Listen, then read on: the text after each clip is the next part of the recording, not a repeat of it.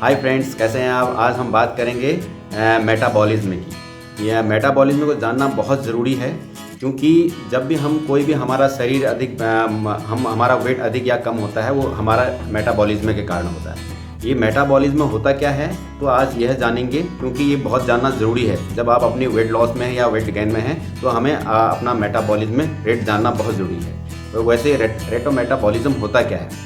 जब हम खाना खाते हैं और खाने से प्राप्त जो भी हमें ऊर्जा मिलती है, उस ऊर्जा को शरीर के द्वारा खर्च करने की दर को हम रेट ऑफ मेटाबॉलिज्म कहते हैं। या हम कह सकते हैं हमारे शरीर की कोशिकाओं में हो रही रासायनिक गतिविधियों के लिए जितनी ऊर्जा की ज़रूरत होती है, उसकी न्यूनतम मात्रा को हम मेटाबॉलिक कहते हैं। तो ये आज हमारे लिए बहुत ज़रूरी है कि हमारे शरीर में क्या रेट ऑफ मेटाबॉलिज्म है, उसकी दर कैसे बढ़ाई जाए या घटाई जाए, ये जानना बहुत ज़रूरी है। आमतौर पर माना जाता है मेटाबॉलिक रेट घटने बढ़ने से ही हमारा वज़न घटता बढ़ता है।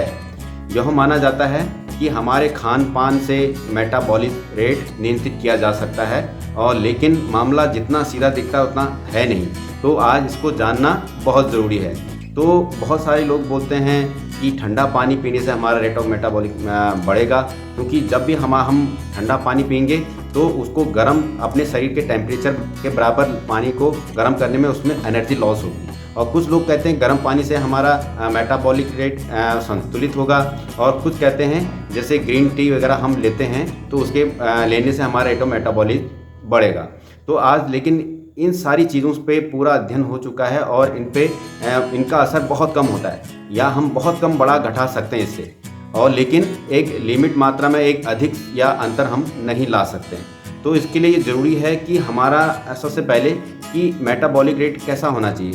वैसे नॉर्मल तौर पे जो माना जाता है, एक लेडीज़ के जो रेट ऑफ मेटाबॉलिज्म है 1400 से 1600 होना चाहिए, और मेल का जो है 1800 से 2000 के बीच होना चाहिए। वो सही हमारा माना जाता है। तो आप जो रेट ऑफ मेटाबॉलिज्म यानी कि अपना मेटाबॉलिक रेट आप बढ़ाना चाहते हैं, तो सबसे ज़्यादा आपको क्या है, एक्सरसाइज वर्कआउट पे ध्यान देना पड़ेगा। क्योंकि वर्कआउट से जब भी हम वर्कआउट करते हैं तो उससे हमारी मसल्स मजबूत होती हैं, और मसल्स को जब हम वर्कआउट करते हैं काफ़ी कैलोरी लॉस करनी पड़ती है हमें। तो जब भी हम कैलोरी लॉस करते हैं उसमें हमारा मेटाबॉलिक रेट हाई होता है। तो कैलोरी अधिक खर्च करने को ही हम अधिक मेटाबॉलिक रेट बोलते हैं, क्योंकि हमारे शरीर से जितनी ज़्यादा ऊर्जा निकलती है, उतना अच्छा आपका रेट ऑफ मेटाबॉलिक होता है।